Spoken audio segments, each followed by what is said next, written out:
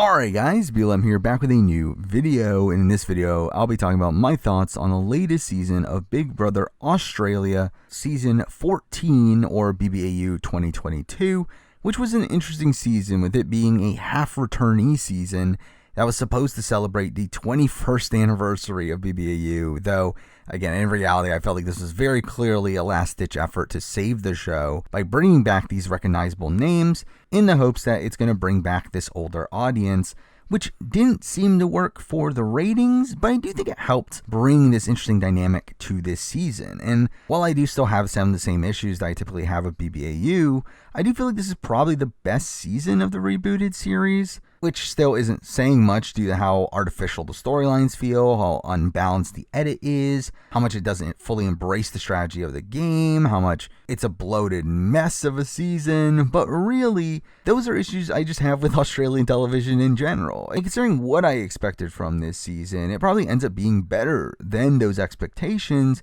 but still not great enough to warrant its extreme length. But with that, let's run through the season from beginning to end, talking about my thoughts along the way. So let's start off with the premiere, which really plays into the nostalgia of having these old players back, with all these returnees coming from before the reboot of the series, and some of them going back to the infancy of the show. But like in BBAU tradition now, not all of them end up joining at once here. Now we do get all of the initial newbie field here at once, but only 4 of the vets come in this premiere, with 2 of the biggest names starting off the show here, the first being Tim Dormer, who obviously I know pretty well, with his season being my first BBAU season I've watched, and he obviously later appeared on BBCan 4, and for me, he was the biggest appeal of this season, and with him providing his typical antics, he once again shows how great of a reality TV character he is. But really, he ends up being the only returnee that I truly knew here. I mean, while I did watch his season that did have both Drew and Tully, I had a bit more of a hazier memory of them, while obviously the rest of the returnees I just never straight up seen before. But despite that, I did feel like the show did a good job at introducing these players, and you instantly get to know the type of characters that they are, and how they're going to end up being on the show, as exuded by the person that enters with Tim in Reggie Bird, who I had heard the name before, but you can instantly tell how legendary of a figure she ends up being here, the winner of season 3 all the way back in 2003, and to see her back here would be a really cool thing for an old school fan, even though it's a radically different game than the one that she played before. But instantly you recognize how likable of a figure she ends up being here, with her sweet naivety adding to her charm, while also her having this really sympathetic personal story of her going blind that really just made her seem like a shoo-in to win if she were to make it to the end. We then get the other 2 OGs in Estelle and Dave, with Estelle weirdly not getting an intro here, but Dave instantly comes off as likable as well, with him coming all the way from BBAU 6 in 2006 and being this gay farmer that came out on the show and seems to be this truly kind-hearted person that, despite him saying that he's here to play the game, it did feel like he was just too nice of a person to do so. But obviously the OGs are given a secret mission here to hide from the 11 new players that are to enter, and if they do so, they enter a secret room, which BBAU still loves to do for some reason, but what do you know, if they complete the task, they get immunity for this first round, as obviously they didn't want an OG to go home first. But through that, we do get a nice scene between Tim and Dave as they hide in the pantry and talk about their coming out experiences, which was nice to see them bonding over that. But then we do get to see the newbies start to enter, with Johnson getting some initial focus around him being a super fan, and he instantly comes off as a gamer here. But then we rush into the next batch, with only Sam getting an intro about her being single and ready to mingle, but also not wanting to be distracted while in the game, which doesn't age well. With that, we do get the final group, with Joel getting some focus, with Sonia doing some weird flirting with him on the outside, calling him the perfect boyfriend. But here we do get an introduction to Josh, who ends up being a really massive character across these first 2 episodes, and a really complex one at that makes him really interesting to watch, even though he instantly comes off as a bit of a dick and just blatantly the villain. But when he enters the house, we do find out that he knows someone in there. He knows Sam, who she says was her former Tinder date, and that it didn't end well, but he clearly still has feelings for her. And again, this storyline is very complex. It is obviously a very awkward situation for the 2 of them to be in. Now, technically, they did have a similar situation like this with Max and Katie in the previous season, but the way that Josh handles the situation here was very very different, where at first it did feel a bit creepy with him calling her his dream girl and wanting to get her back. And while all these attempts end up failing, I do think he handles it pretty well and pretty maturely on his way out. But then we get to the OGs who get to stay in the mainframe, allowed to watch the other players, which obviously ends up giving them an unfair advantage, with them getting to see Josh and Sam talk about them knowing each other and later secretly asking them a question from the entire group that almost exposes them there. Also, they get to see the formation of the first alliance with Johnson, JC, Josh, and later Joel forming the J Crew, this bros alliance with all the guys that have the name that starts with J, which sounds ridiculous on the offset. But the OGs do end up using this knowledge as a major part of their campaigns moving forward, which again feels largely unfair, but what do you expect from BBAU? But then we get to the Nom Challenge, which this round plays out similarly to that of the previous seasons of the reboot, though we do get some format changes moving forward. But here we do see the return of these really physical competitions, which through that and all this blatant talk about how Joel is there to win competitions, he seemed like the clear frontrunner there and does end up winning here. But as for his noms, right before the challenge, we do get a segment about Lulu feeling like an outsider, but says that she is close to Mel and Alicia, and what do you know? They end up being the noms here. Though the Alicia nom is kind of humorous considering Joel ends up starting a showmance with her the very next episode, but we see Mel being confused why she's getting nominated, which really sums up most of her run. But Lulu seemed like the easy boot here, which makes her emotional, and we do see players stops talking as she enters the room. But through that, the OGs do end up feeling bad for her, leading to the eviction ceremony, where we do end up having Sam admit to knowing Josh. But then we do get the reveal of the 4 OG players, and then getting the choice here, similar to what Danny did in the previous season, of getting to cancel the eviction, which they end up doing. And they try to use this to obviously gain favor by saying that this was a decision that they made with their hearts and not wanting to take away the experience from any of them,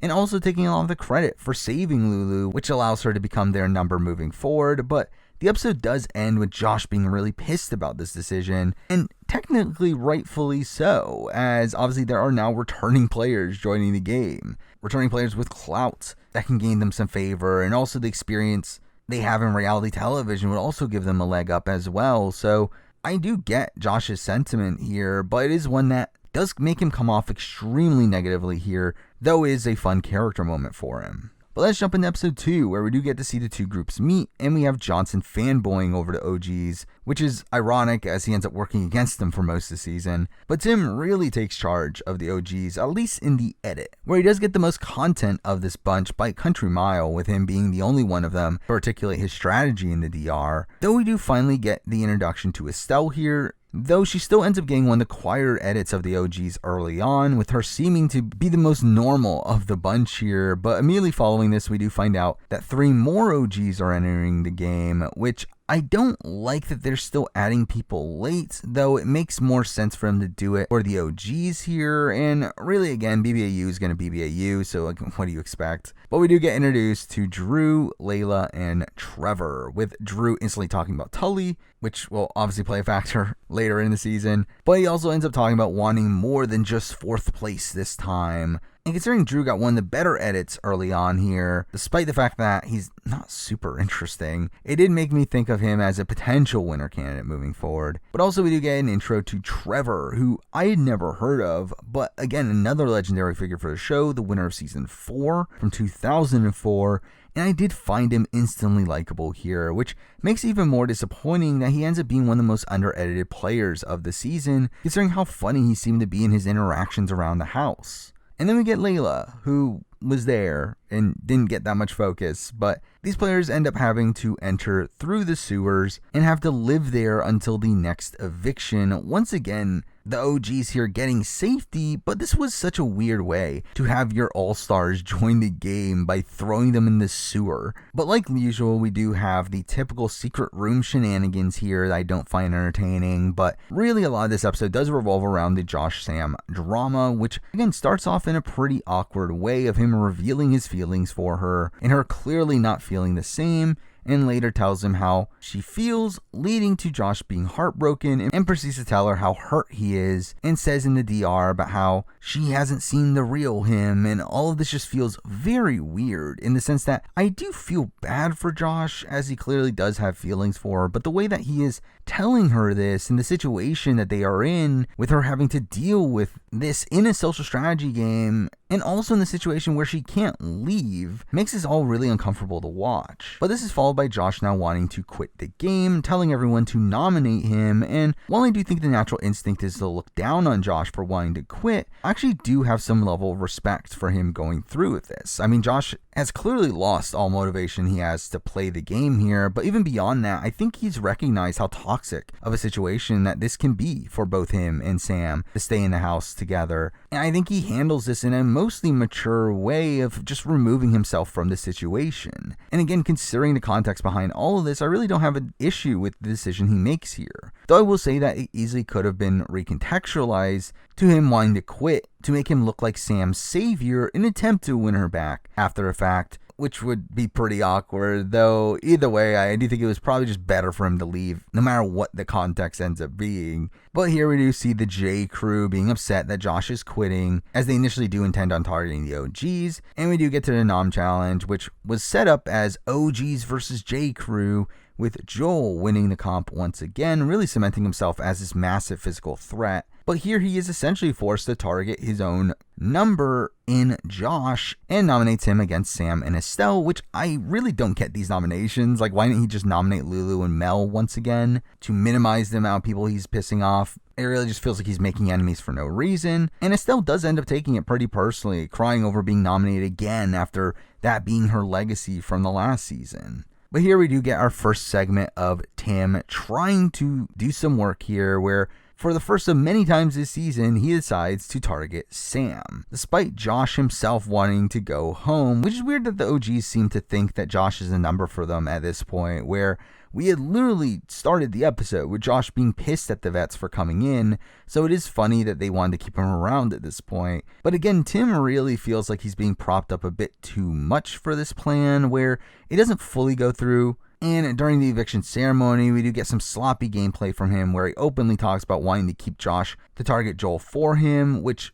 why are you saying this? And this is something he does all the time across this season. And to be fair, he did this in BB Can as well, of him just being too honest with his intentions in the game. But his sloppiness does make him a really fun player to watch, but does also obviously show one of his greater flaws as a player. But the show itself also ends up spoiling this round as well, where all the suspense was sapped from it, considering the fact that we have already seen previews of Drew and Sam's showmance. So obviously she wasn't going home here, but the vote does end up being a lot closer than I thought, where it does end up going to a tie, where Sam and Josh don't end up voting for each other. That could have been the deciding vote, but instead Joel ends up being the tiebreaker and does vote out Josh here. And again, Josh has an extremely complex arc across these first two episodes that made these first two episodes really interesting TV to me, and he was probably in it for the long haul had he not wanted to quit, considering the OGs wanted to keep him around as his physical asset, while he also had the J crew by his side as well. So it would have been interesting to see how the game would have played out had Sam not been there, because I do think he could have been a very interesting villain, but considering the situation, it probably was better for him to just leave at this point anyway.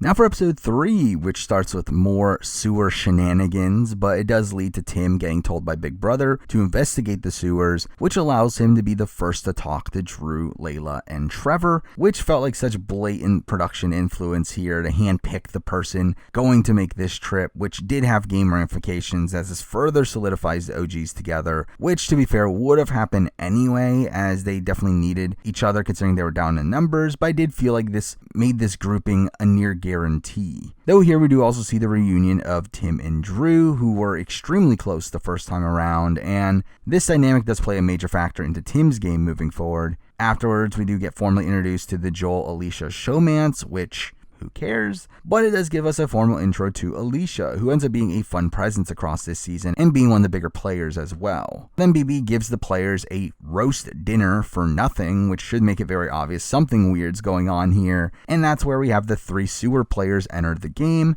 with Drew once again getting a lot of focus here, especially when we find out that Sam has a crush on him, which leads to their showmance, which was an excruciating storyline across this season that ends up wasting so much time. And as with most showman segments, I really just did not care about their relationship, yet it was promoted as if it was this big event, where again, I was just bored by it. But here we do get introduced to Lara, who had been near invisible in the first 2 episodes, and ends up being the last to get an official DR of this initial group. And she really comes off as this ridiculously over-the-top character, kind of a mix of Debbie Wanner and SJ from last season, with the SJ comparisons continuing on to the challenges, where she really gets propped up as being strong for her age and an inspiration for older people, which is I don't care. But she does play a major role in the episode here, where you see her first make a deal with Mel over agreeing to never vote each other into elimination, over agreeing to never vote for each other. And then we get a similar deal with Joel that she makes at the end of the nomination challenge, where she gets Joel to drop, handing her the win. But with that, let's talk about the format of this round, as this is where we learn the true format of this season, where essentially the format changes every round.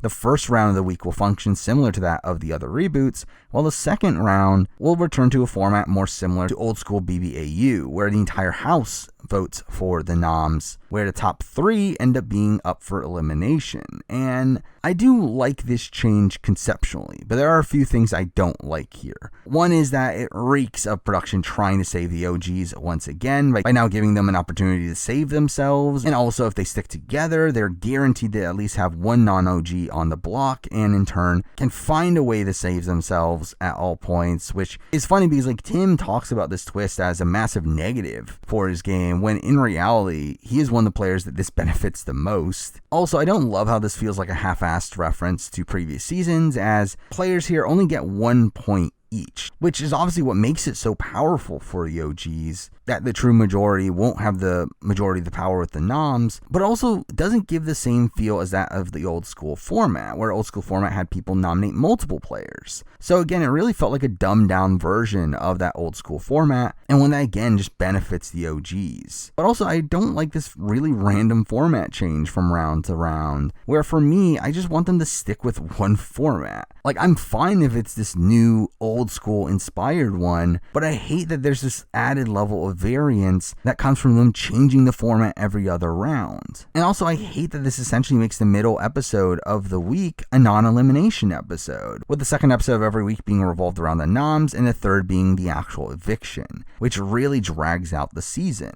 Though to be fair, I do feel like that is more of a network thing, that it was always going to be dragged out, but I do feel like 2 hours a week on one round of gameplay is still pretty ridiculous. Though I feel like, knowing Australian television, I feel like there were definitely worse ideas they could have come up with, as at least this still does give the underdogs more of a chance to survive, while also providing some interesting strategy in seeing the players trying to split their votes to determine the third nom, which ends up being the biggest boon of having 3 nominees here, is that these 2 sides can't entirely put their votes on one person. So I did like following the micromanaging of how the votes are going to be split here, but with all these changes for the round, the nomination challenge essentially turns into an individual immunity challenge, though the winner does also get to break ties, which will obviously play a major impact on this episode. Now, also through the challenge, we do see Tim make a very questionable move once again of openly asking everyone if they're going to nominate him, and him saying that he doesn't want to win because it's going to put a target on his back, which is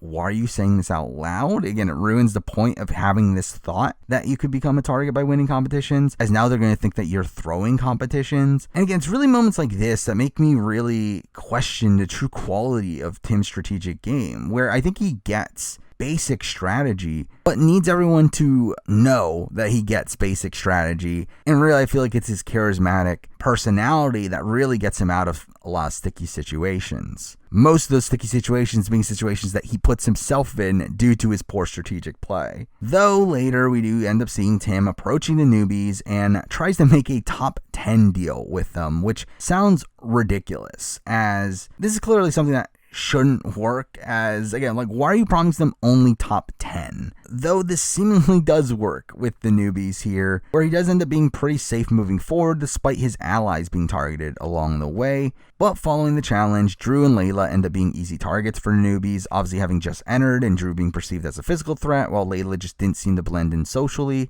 And we do see the OGs targeting Joel against Lara's wishes. And while Tim gets a lot of credit on the episode for organizing the votes against Joel, he really doesn't. And most of the OGs end up voting all over the place. That really ends up in this eventual tie with Mel, who also gets some stray votes put on her as his mostly expendable figure in the house. But again, we have Drew voting for Lulu, we have Layla voting for Sam, we have Dave and Reggie voting for Layla. So really, Tim only has Trevor and Lulu voting with him here. So again, what a train wreck of a round this was. But it does conveniently lead to a tie between Joel and Mel, the two people Lara has a deal with. And with that, she now has to decide who goes in, and this leads to a hilarious sequence of events here, where she starts by constantly saying that she can't make this decision, and she offers to put herself in instead, and then she ends up saying that she's going to decide it by random choice, by flipping a pillow, which is ridiculous on the offset, but what makes it even funnier here is that she doesn't even tell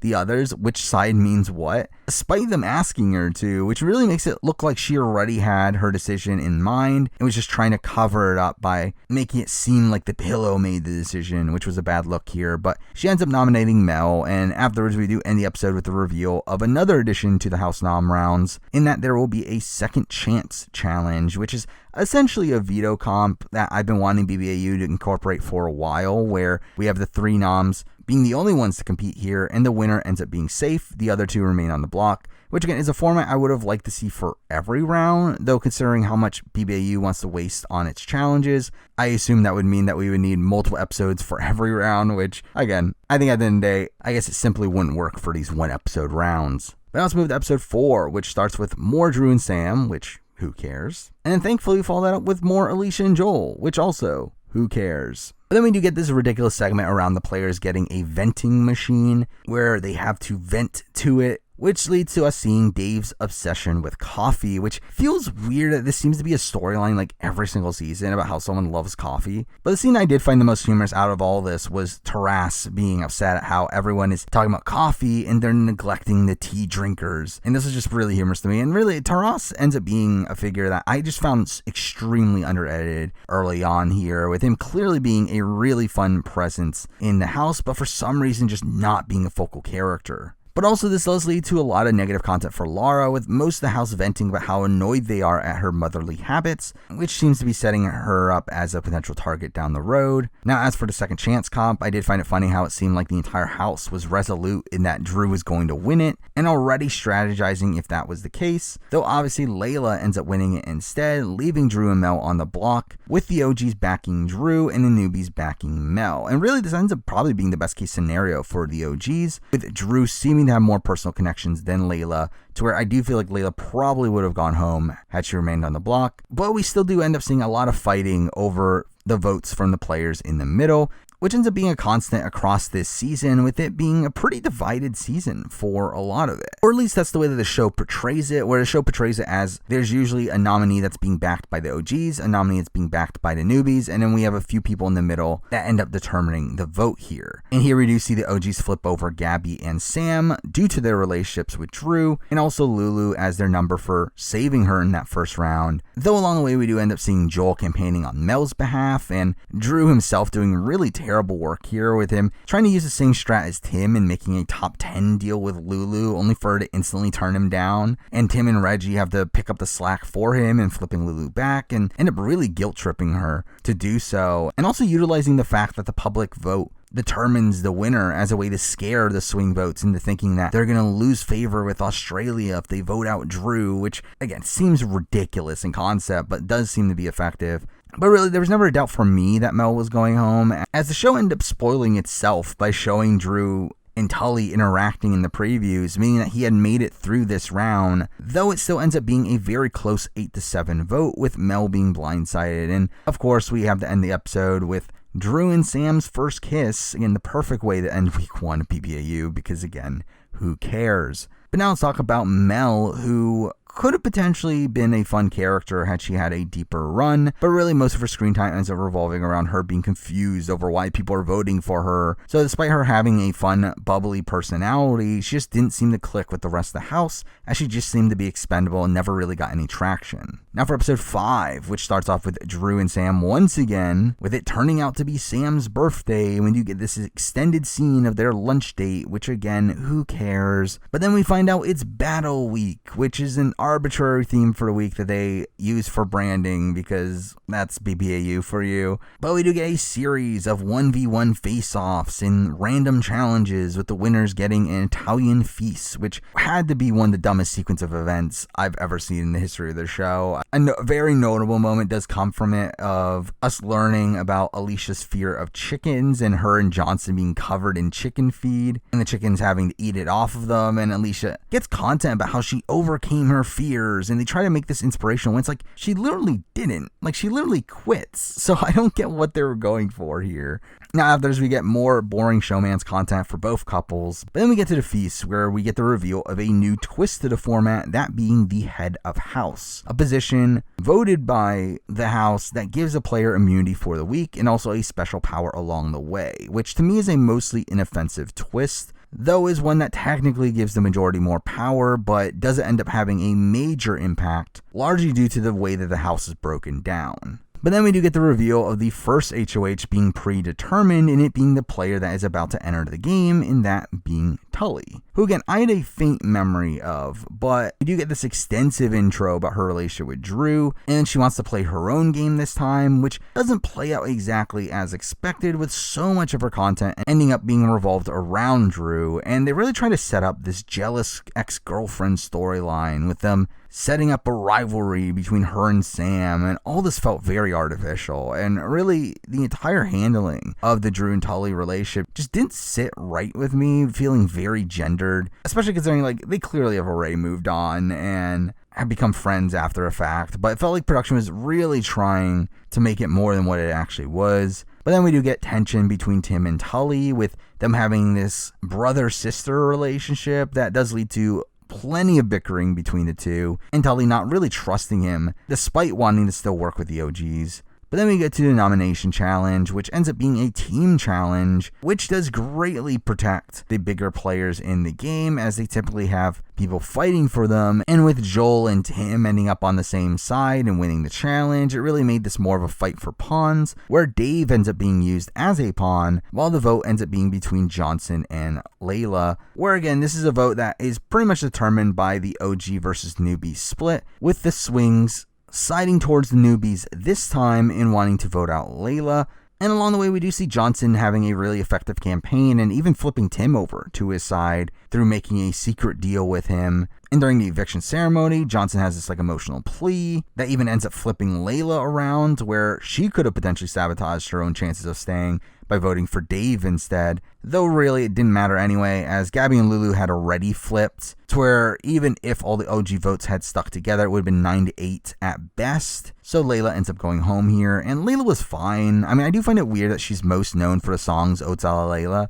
from her original season, which is a song made about her making breakfast, and is more notable for, again, being about her than her actually performing the song. So yeah, I do find her BBAU legacy just kind of weird, and really she just didn't seem to be a fit for this version of the show. I mean, she didn't seem to be that great socially here, as it felt like Drew and Trevor were having a much easier time making relationships, and really didn't seem to be that strategically minded either. So again, I just didn't find her to be that interesting on this season. I don't think she really brought that much to the table, and to be honest, I kind of forgot she was even on the season. Now for episode 6, which starts off with a lot of Tully first being shown, with her being uncomfortable to live with Drew and Sam, and then we also get more of her feud with Tim, where Tim really just eggs her on, which again, from a game standpoint, is just terrible from Tim, of him harming his relationships for no reason, but this does lead to the shopping task where we get this really OTT edit for Reggie here where the players have to block balls being shot at them, and as normal with most of these style of tasks, they end up sucking at it, but then we get Reggie's turn where we then get the same intro from the beginning of the season of her talking about her blindness, and she ends up blocking some balls, with it being very clear that production had slowed things down for her and even changed the rules to them adding money to the prize pool for every ball she blocks. And this really felt like BB exploiting Reggie and using this as a ridiculously artificial, inspirational moment. And they do this throughout the season too. Like, this isn't the only time they do it. And it was moments like this that really end up skyrocketing her in winner potential in my eyes, with her seeming like the only player at this point that had a squeaky clean edit. And this is followed by more sympathetic content from her, with her talking about missing her kids. We have Taras propping her up, saying that she's the same person that she was when she won all those years ago, which again, I just felt like she was such a clear frontrunner at this point. But this round ends up being House Noms, where the OGs plan on targeting Joel once again, which gets stopped by the fact that Joel wins the challenge, which for some reason was played in pairs, where he was paired up with Tully, who was already safe, so I really don't get why she even tried here, but this does take the biggest target off the board, and now Lara becomes the biggest target on the newbie side, while the J crew plans on targeting Trevor, which I assume is because they didn't think he would be able to win the second chance comp, but again, never truly explained on the show. But then we do get multiple plans being set up on who to split the votes on between Lulu and Gabby, and then Drew ends up mentioning JC's name, which is the one that ends up going through, though I do find it weird that there's a very clear Drew and JC rivalry throughout a lot of the season that constantly gets referenced, but never gets properly introduced, so I do find that kind of a bizarre decision there. But then we do see Lulu getting confused by the plan, which leads to Tim getting annoyed that she's confused and deciding to switch the vote onto her. And again, this really just shows you the emotional game that Tim is playing, with him instantly nomming anyone that doesn't blindly follow his orders. Though he does also create a good rationale for putting her up, which is that this allows the OGs to once again save her, furthering the trust between them and her. But it's like, you already did that. And you're the one that's putting the votes on her to begin with, in a format where it's very easy to count the votes here, meaning it's going to be very easy to piece together that you were the ones to vote her in. So again, I do feel like this was a mostly emotional move. But then we get the reveal of Tully's HOH power, which essentially ends up being an immunity idol of her getting to nullify all the votes against one's player, and she ends up saving Trevor, though the newbies end up falling apart throughout this entire situation anyway, with him only getting 2 votes on him, leading to Lulu being on the block as a pawn, while Lara and JC end up being the clear targets on the board. Now let's jump into episode 7, which starts off with a lot of focus around Joel and Alicia, with Alicia being upset that he hasn't kissed her yet, and then we get this really awkward rejection, which leads to her crying, though later in the episode they end up making up anyway, but again, it's like, who cares? But then we do get the return of the Panic Room, which ends up being a weekly segment on the Wednesday night episodes, which also, who cares? It's really just an excuse to punish the players. But through all of this, we do get introduced to JC in episode 7, which is such a bizarre editing choice here, of him being completely invisible up until this point. But then he gets a big episode here with a bevy of personal content, and he does end up winning the second chance comp as well, but then he goes back to being invisible afterwards, which was really humorous to me. But the second chance comp was an interesting one here, where we see Lara and Lulu work together to block JC's cage, only for him to win despite that. So we do have Lara versus Lulu on the block, where again, another OG versus newbie battle here, with the OGs backing Lulu, the J crew backing Lara, and we do see Lara instantly make a plea in front of the entire house, which to me felt like a lot of nothing, but the house talks about it as this big inspirational moment, to the point where like Sam tells Lulu that that speech changed her mind, which is like, why? Though this moment is really a humorous scene for Drew and Sam, with them making out in the bed, yet Lulu keeps on interrupting them to try to campaign, so that's kind of funny. But we also see Dave being really conflicted about his vote, to the point where he ends up actually voting out Lulu over Lara, despite how much the OGs campaign to keep him on board, which really just shows you how emotional a player Dave is, with him constantly messing up the OG plans by making moves that don't make any sense. But this vote doesn't end up mattering, as the OGs are able to swing the other swings in Gabby, Drew, and Sam, though that doesn't get focused on at all, but it does lead to an 8-6 vote with Lara going home. And Lara was an interesting character here, where she's another one that had pretty limited screen time, but when she was shown to be a really over-the-top figure that would annoy me in real life, but I did find her to be a mostly humorous figure on the show, with her lacking self-awareness and getting on a number of players' nerves, and her making very questionable strategic decisions along the way that really makes her a somewhat notable figure despite her being a very early boot. But now for episode 8, the start of Party Week, where we do get Gabby and Drew getting a secret mission to sabotage the food task by popping the balloons that they're supposed to keep safe, which we've seen on numerous versions of Big Brother at this point, and because this segment felt really stale, and also I just felt like they were super obvious in how they were popping the balloons, but were able to get away with it anyway. Though for succeeding, they end up winning something better than $500, that being a KFC festival, which sure, I guess. Now we do get more of the Drew and Tully storyline. This leads to talk about the next HOH, with Sam campaigning for it and Tully telling her that she's not going to vote for her, which Sam gets super offended by for some reason, but the vote does end up being between Alicia or Dave, which again, the votes end up being split between OGs and newbies, with Joel seeming to do a lot of campaigning for Alicia here, with her seeming like the perfect pick for the newbies, considering her close relationship with Gabby, getting them one of the swing votes, and also she's perceived to be one of the lesser threats on the newbie side of things at this point that made her a much more palatable option. But then we do get a scene that causes a lot of controversy moving forward over really nothing, where we do end up seeing Drew and Joel talk about working together, and Drew implies that they can take out the people that they can't take out themselves, seemingly implying their respective showmances, which he later claims that isn't what he meant, but with how cagey he is throughout this entire conversation, it does very much feel like that was his intention, and really it just felt like very sloppy play from Drew to instantly give Joel this information, which he obviously instantly reports back to Alicia, while he doesn't give the same rundown to Sam, which makes him look even more guilty here. But this also explains his next questionable decision, where we get to the HOH vote, which is a public vote, which I do think should greatly impact the strategy of you having to manage your perception here. But Drew just simply forgoes that and openly votes for Alicia because of his agreement with Joel, against the OG's wishes, which caused a lot of distrust between him and the OGs moving forward. But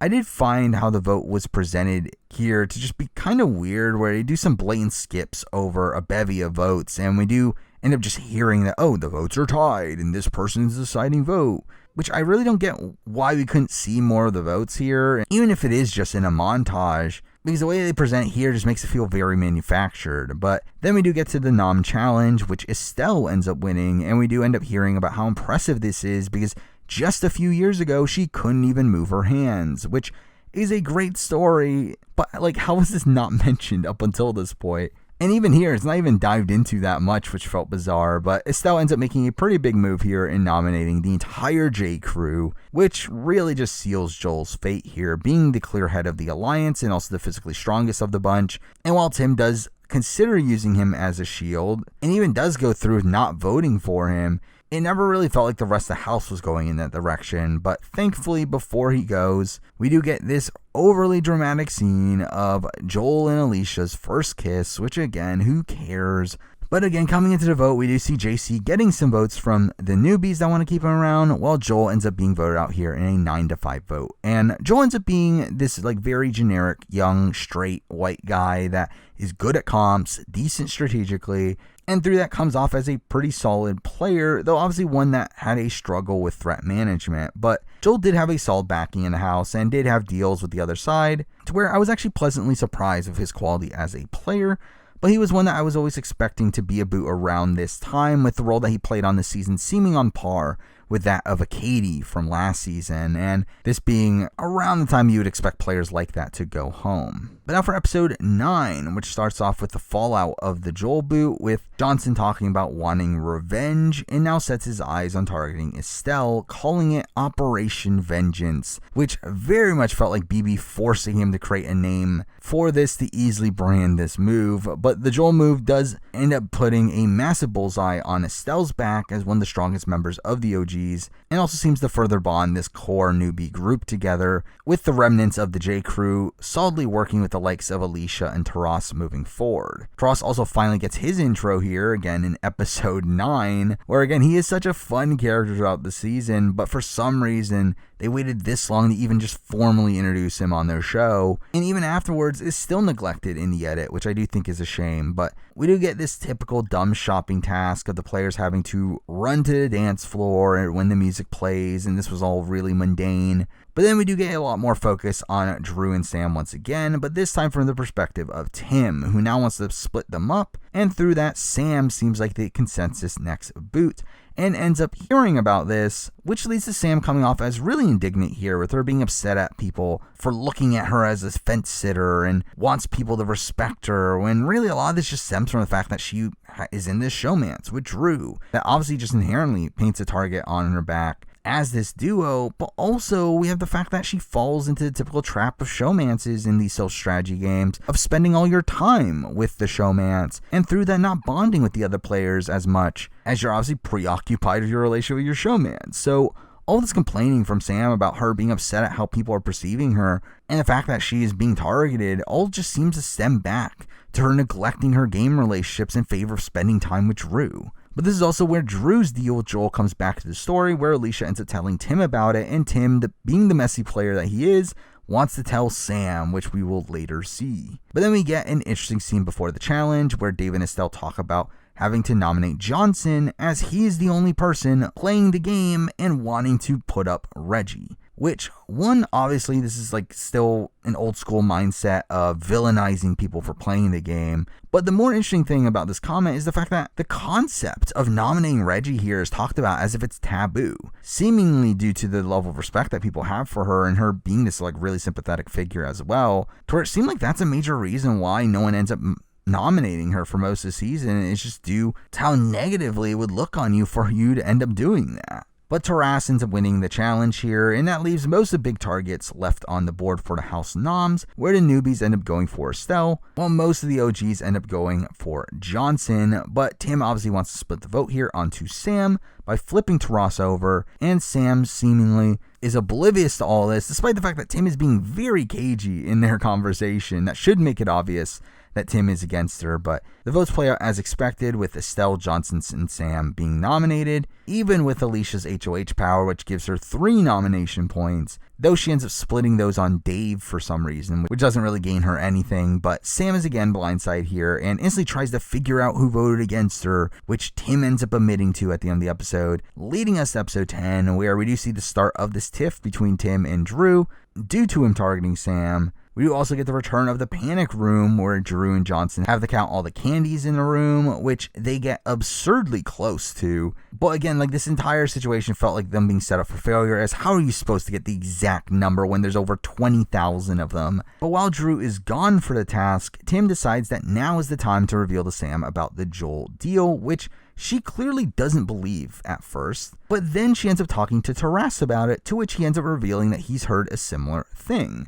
which really makes it seem like everyone but Sam knew about this. But you can really see the heartbreak on her face as she starts to slowly believe it, and this obviously leads directly into the punishment for failing the task here, with everyone being locked together in a cage, which is where we do get a lot of drama from Sam trying to get answers here, where we do get a pretty big fight between Sam and Tim, which is, again, just Tim trying to cover up his sloppy gameplay, where Estelle ends up coming to his defense, only for Sam to reveal that Tim had already promised her that he would vote out Estelle over her, which she seems genuinely hurt by due to their friendship outside the show, and really seemed to blow up Tim's spot, though it really didn't have that many long-term game ramifications for him. But also Sam ends up revealing the Joel rumor to Drew, which he instantly denies at first, and again later claims that he meant Dave and Reggie during the conversation, which Sam seems to believe, and they do repair their relationship afterwards, all while Drew and Sam end up fully flipping against him, and in turn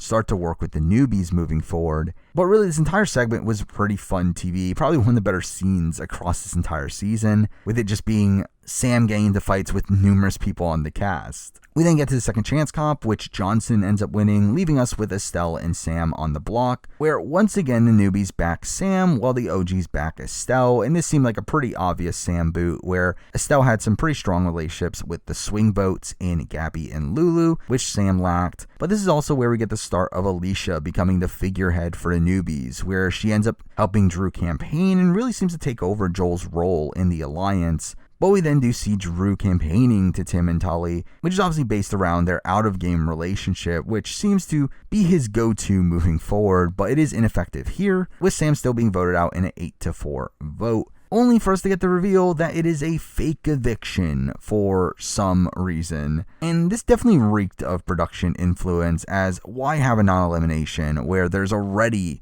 a built-in non-elimination once every week? And the fact that ends up saving Sam here, who obviously is a main source of drama in the house and also ends up keeping Drew and Sam together. Again, it definitely feels like production went out of their way to try to keep her here, which was kind of a frustrating way to end this week, as it really just felt like a lot of it was a waste of time. But now let's jump into episode 11, which starts with more of Drew and Sam flipping over to the newbies and wanting revenge on Tim, which really leads to nothing. But then we get another dumb task of not having your heart rate go up, and the house pretty much fails every opportunity there, and that was also boring. But then we do get to the reveal that 2 new players will be joining the game, which I really hate them having people join this late, but considering the OG versus newbie theme, I wouldn't have been opposed to getting some new returnees entering at this point. But instead, obviously, we get more newbies in Jules and Brenton, which again, why? It really feels random for them to just add them in here, where there's like no specific theme in why they're being added. And they aren't even added in an interesting way here, where they simply just walk in, which is just strange. Now Jules gets a mostly fine intro focusing around her physicality, while Brenton has a bit of a stranger intro, where he gets to talk about how he just got the call a few days ago and has never seen the show.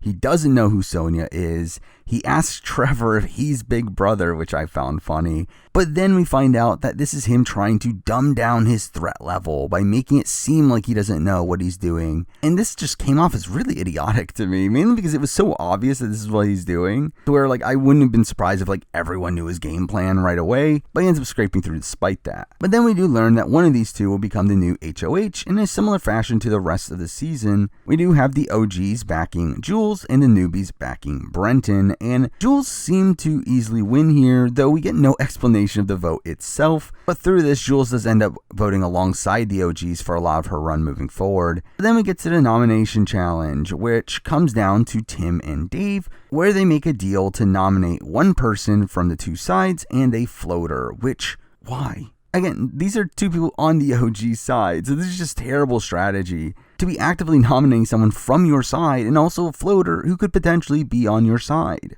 And this is obviously like a major instance of like Dave trying to play fair, but it is just terrible strategy for him, to where this entire plan just makes no sense, and it obviously ends up backfiring on him, where we do see Dave deciding to nominate Alicia as his target, Gabby as someone in the middle, and he nominates the man he respects the most in Trevor, who on paper isn't a bad pawn here, being someone that the house does love, but in this war between the OGs and newbies, that doesn't mean he's going to be safe here, especially because it doesn't even seem like Trevor even tries to stay here, telling Alicia that she has to vote for him, and he doesn't really seem to have any gusto here. And we do end up seeing Drew and Alicia start to work together, with them agreeing to take out Trevor, and ends up telling Dave that he's doing so, to which you could see this like horrified look on his face as he starts to realize that he's going to be the one that sent Trevor home. And we do get a bit of emotional vote off here, where Alicia gives a plea similar to that of Johnson a few episodes ago, and Trevor is voted out, with like Tully and Estelle sobbing as he goes. And I was disappointed to lose Trevor here, where again, I did find him to be a fun character that just simply didn't get enough screen time, seemingly because he wasn't that important to the major storylines. But considering his legacy of being this old school winner, being brought back almost 20 years later, I do wish the edit paid him a bit more respect. But considering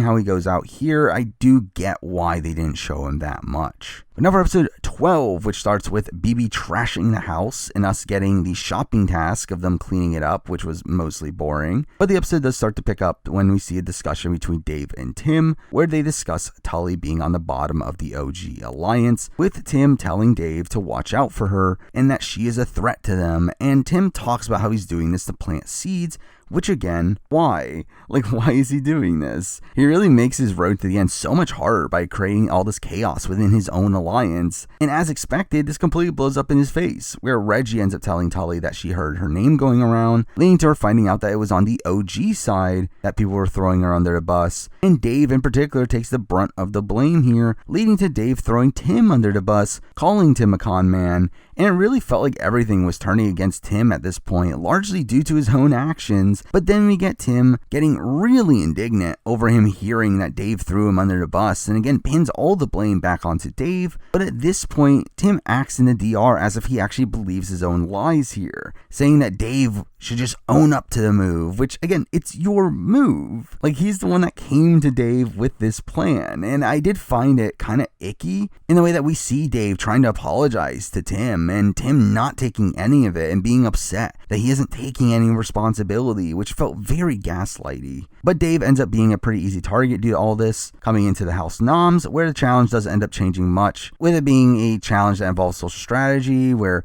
you pour water into other teams' tanks, and Gabby and Jules win it, largely due to the fact that they don't have any major targets in their pair. But again, Dave does end up having Tim actively campaign against him, and is able to convince Dave that he misremembered the situation, which,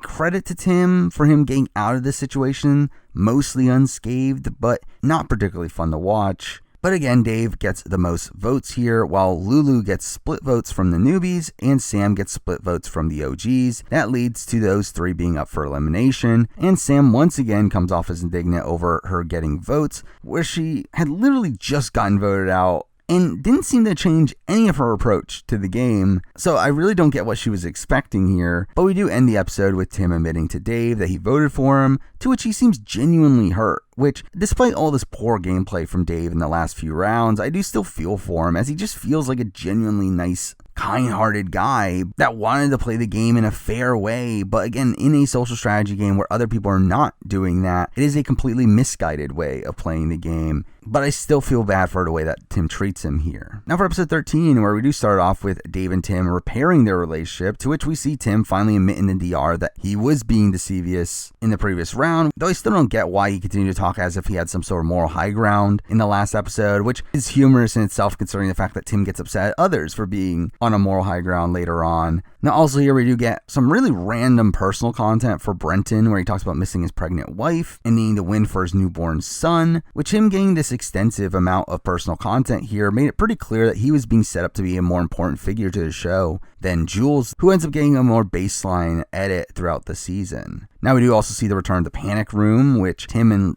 Lulu end up getting picked here, and this does set up their relationship, which seemed to be a love-hate relationship, to where Tim would constantly mock her, but she still seemed to trust him, and still seemed to be a number for him, despite most of the house looking at their relationship pretty negatively. But through this, we do obviously get punishments, where we do have the players tied together, which they obviously put Drew and Tully together, and we obviously spent a lot of time with them talking through their relationship, which through that and the fact that it turns out to be Drew's birthday, this ends up foreshadowing the events leading up to the vote, where we do get Dave blowing the other two away in the second chance comp, leading to Sam and Lulu being left on the block, where we do instantly see some conflict with Dave promising Sam that he will save her due to her overcoming her fears during the comp, which, why? But this obviously freaks out Lulu, and also ends up having the OGs have to wrangle him back in, with Reggie seeming to be the only one able to do so. But while all this is happening, we do also have Sam freaking out over Tim campaigning against her. Once again, where she gets on a really high horse, talking about how Lulu doesn't deserve to be here because she's just been riding coattails and can't fight her own battles, which is like, that isn't too different from what you're doing. Where again, Sam's really just riding coattails as well. And that aspect of her game is a massive reason why she ends up staying here, where she stays due to work that other players are doing. Where really we just see a lot of Sam complaining to everyone else about how they're playing Tim's game, which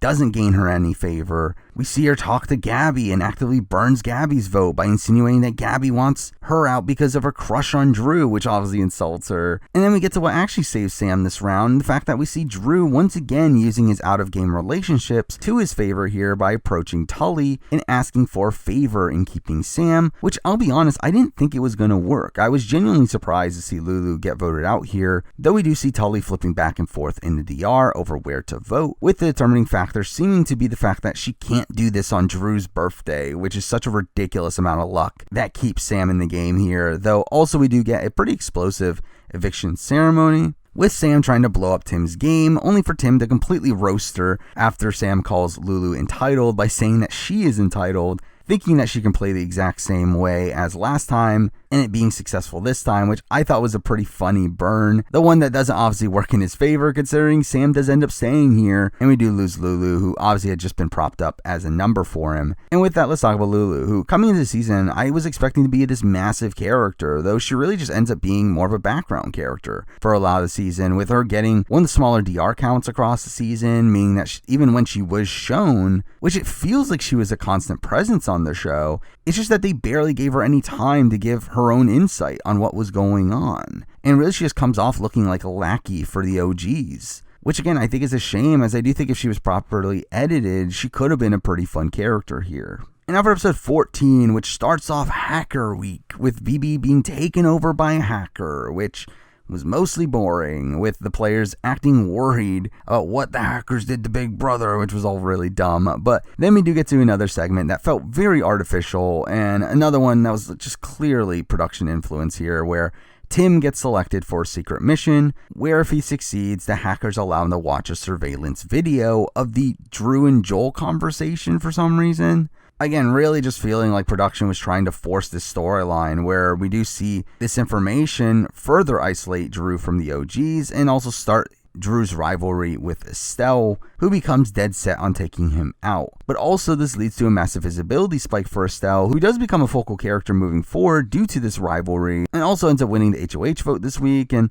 again, this was all kind of jarring considering Estelle had been a pretty quiet presence on the edit before this. But then we get to the Nom Challenge, where we do end up seeing Jules win the challenge, which essentially gives the OGs all the power here, where they obviously want to target Drew and Sam, and then she nominates Alicia as a pawn. But the choice between Drew and Sam ends up causing a bit of a split between the OGs here, with Estelle being pretty gung-ho on wanting Drew out, while Tim and Tully obviously want to keep him around due to their out-of-game relationship with him, and it ends up being another pretty close vote. But Sam proceeds to be taken out once again, which at this point felt like it was a long time coming, with her seeming poised to take the fall for the showmance for weeks now, and for her to finally leave here felt like we could finally move on from this storyline. And Sam is a figure that obviously ends up being a focal point of the narrative up to this point, with her getting so much of the screen time and the promotion for the show going into this showmance, which is really awkward because I'm pretty sure they broke up not too long after filming. But again, this storyline really just did not interest me at all, especially when it just feels like we're hitting the same beats as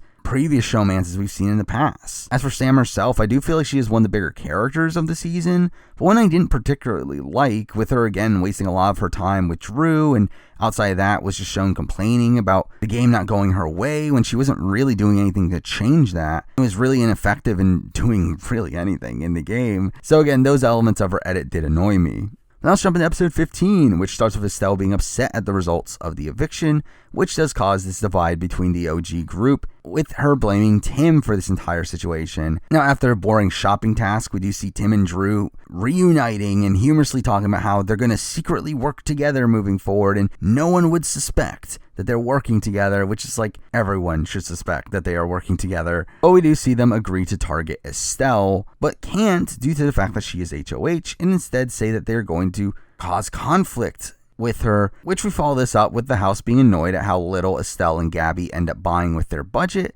So this leads to Tim and Drew grabbing some of her lollies from her VIP lounge, and Drew ends up eating some, getting in trouble by BB, with them punishing him by sending him outside. But also this ends up leading to them confiscating the lollies from Estelle, which annoys her to the point where we get this pretty big fight between her and Tim, with Tim obviously defending Drew. And despite Dave and Reggie's attempts to bring them back together, this does end up causing a schism between them that seemed pretty irreparable. Now we also see another fight between them later, that one being more so game related, and I do feel like most of these arguments just came off as a bad look for Tim, with him just coming off as a dick here, and I really feel like Tim seemed to just be doing this because he was bored, which, I mean, to be fair, that's Tim for you. But again, it really made no strategic sense for him to be doing this. Now the challenge ends up being another one where we're in pairs for some reason, but here we do see Brenton and Ross win with no setup to their wins. But here we do get the reveal that this week we'll have 4 nominees, which was done here to be part of a really pointless twist in the next round, but it really does make the vote here a bit more of a train wreck, where almost anybody that would get votes here will be nominated, and we do hear every name going around except for Reggie's. But we do see Tim try to reorganize the OG alliance in blindsiding JC, only for Reggie to accidentally leak the plan to Johnson, and that was a really funny scene of like seeing Reggie recognize that she had messed up. But it does lead to the newbies forming a counter plan and nominating Tully, who seemed to be targeted here for being an emotional figure, and Alicia talks about being annoyed at her crying so much. But through these conversations, we do see Gabby being a part of them, leading to Reggie listening in and thinking that Gabby is with the newbies, which leads to Reggie reorganizing the votes against Gabby here, which seemed like an extremely short-sighted move, to be putting up someone potentially on your side over players that are certainly not. And this is a moment shown on the edit as like Reggie's finally playing the game and she's masterminding this vote. But again, I feel like this was a completely misguided plan to begin with. So the votes end up being really spread out here, with Drew, JC, Tully, and Gabby all getting votes. But then we do find out about Estelle's HOH power, where she essentially gets a diamond power of veto, where she gets to take a nominee off the block and gets the sole vote on who to replace them with, which is a pretty powerful power here, though considering it essentially ends up being a non-elimination round anyway, and the fact that this is also BBAU, I'm not too bothered by it. But here, she obviously ends up saving Tully as her closest ally on the block, and she does replace her with Alicia, which was a bit of a surprise that she didn't pick Johnson, as Johnson was the only other person to receive a vote, and that would have been an easy person to put up without any blowback. But instead, we do see her upsetting people by putting up Alicia, where she puts her up despite her not having any points against her. But also, we do end the episode in a bit of a strange way, where we see Tully being upset at Alicia for voting for her to begin with, which, again, doesn't really sit over well considering the fact that Tully's not even on the block anymore, and it's Alicia that is. But again, I found that to be a really strange way to end the episode. But obviously this all continues into episode 16, where the start of the episode does focus a lot around Drew, with us seeing a lot of focus with his relationship with Tully, leading to Tully having a DR saying that she needs to cut that tie. Also, we do get more of his rivalry with Estelle, which again seemingly set up his downfall that comes pretty immediately. But first we do get the panic room, which obviously ends up in failure, leading to the worst punishment yet, which ends up being a snap eviction, where one of the 4 nominees are going home here, which was clearly the point of the 4 nominees, because production's not even trying to hide the fact that the panic room's unwinnable at this point. But also, if I was in there, I would peg this vote as a non-elim anyway, just due to the overall formatting. But we do get a public vote here, and most of the votes do end up landing on Drew, including Estelle and Tully. Tully's of which leads her getting super emotional, despite the fact that her vote doesn't even matter here. But as Drew walks out, obviously he gets a message from the hackers revealing that he's going to live in the mainframe until the next eviction, because obviously. Here he does get some pretty generic content about him setting up a revenge storyline here that again feels like players like this always get.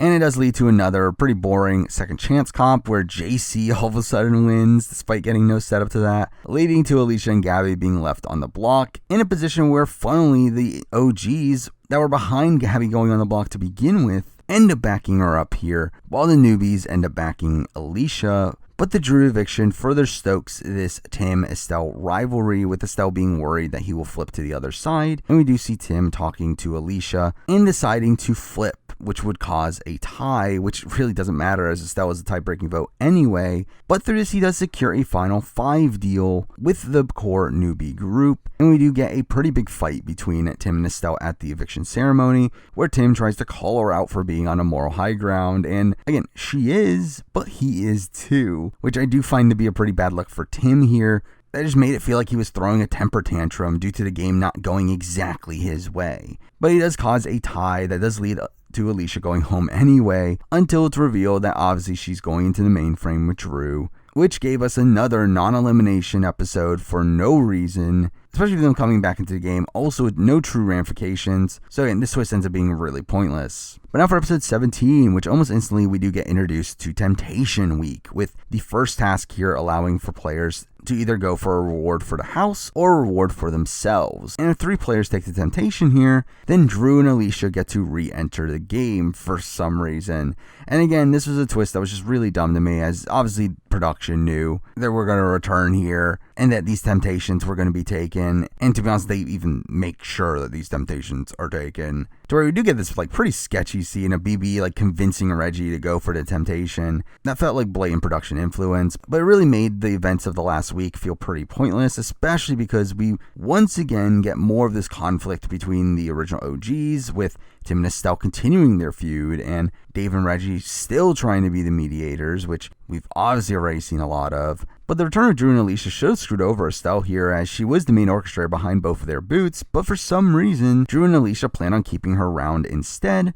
making a deal with her, and instead plan on targeting Dave first, supposedly due to his relationship with Reggie, which, to be honest, both options have their pros and cons, though I do feel like I personally would have gone with targeting Estelle first, as I do feel like she seemed to be more insulated by players outside of that core OG group, and also is probably more likely to win a comp to put you in danger. Though again, I can get the rationale for Dave as well, with him and Reggie probably being the tightest pair in the entire game. Though this did feel like a shift in the power structure, where at this point, it did feel like the newbies had shifted the numbers back in their favor, as evidenced by Johnson ending up winning the HOH vote, with now even Tim voting against the OGs. But then out of nowhere, right before the nom challenge, we do randomly get content from Brenton about him wanting to make big moves, and what do you know, he wins the nomination challenge and nominates most of the original OG group in Estelle, Dave, and Reggie, being the first to nominate Reggie here, and also guaranteeing that one of the original group is going home. And we do see them being emotional realizing this fact, with even Tim sobbing while he's hugging Dave, and Dave did seem like the obvious vote here, to the point where he even tries to vote for himself. But along the way, we do get some talk about taking out Reggie, though it didn't seem like that was ever going anywhere, and she really only ends up getting one vote from Jules, who did seem to recognize how unbeatable someone like Reggie would be at the end. But really, a lot of this episode felt like a coronation to her, with the Dave and Reggie relationship getting a lot of focus and a lot of this content being super over the top, with Dave even saying that Australia needs their Reggie. And then in the eviction ceremony, we have Reggie making a speech about her wanting to inspire her kids, and that gets the entire cast clapping. Again, it really felt like more of a setup to her eventual win. But with that, we do lose Dave, who I found to be a pretty likable figure across the season, but one that was just so naive to the game that it became frustrating to see how he was approaching it, where he makes these constant strategic errors under the guise of him trying to play fair. And again, credit him as a person on the outside world, but an extremely misguided way of playing the game that leads to him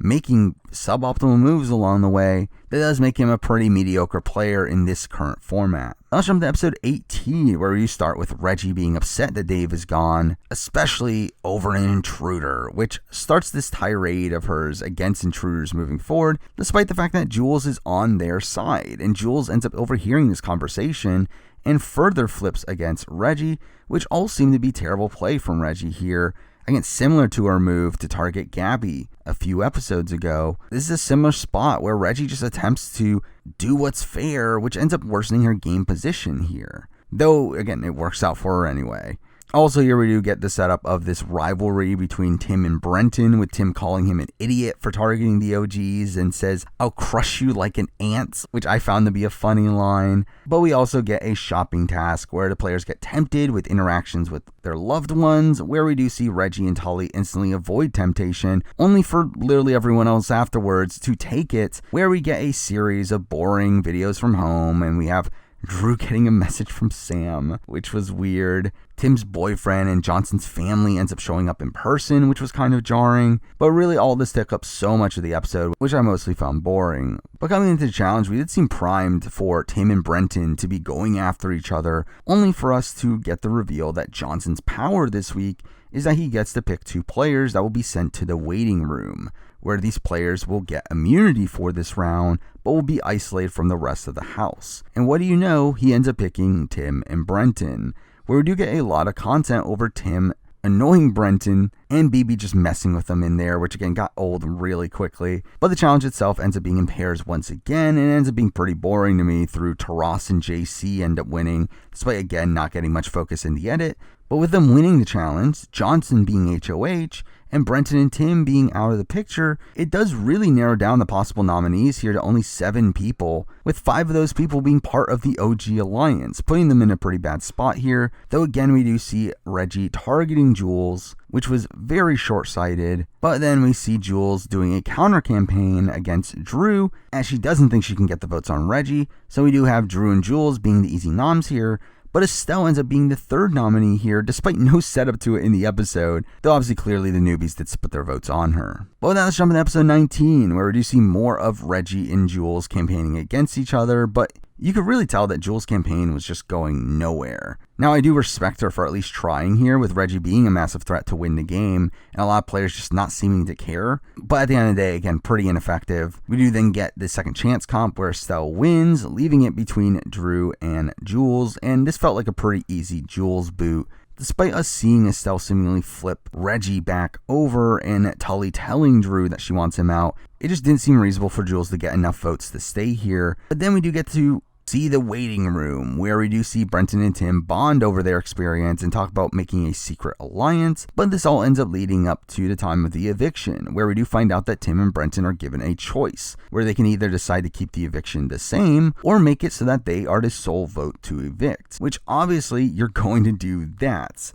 So I found this entire twist just kind of dumb, as it really wasn't a choice, and it doesn't even end up changing the result anyway, as we do see them vote out Jules anyway, so again, all of this felt like a big waste of time. But with that, let's talk about Jules, who again got a bit of a quieter edit, especially in comparison to Brenton, where I don't feel like we got to know her that much, but she did seem likable enough. She seemed to be willing to play the game hard, with her being the one that put up Drew and Sam, and also being the one to actively work against Reggie at the end here. But again, I don't feel like we got to know much about her as a person, with her getting minimal personal content, and it really just felt like she was fodder on the show, destined to not make a super deep run here. Now for episode 20, which was an episode that had 2 major focuses here. The first being the Drew and Tully relationship, with us seeing the 2 bicker quite a bit over the course of the beginning of the episode, and also Tully restating that her goal is to outlast Drew, which fully felt like this was the episode that was going to culminate their storyline. Though again, I didn't love Tully's portrayal here, where it once again makes her look out to be this like crazy person, when I do feel like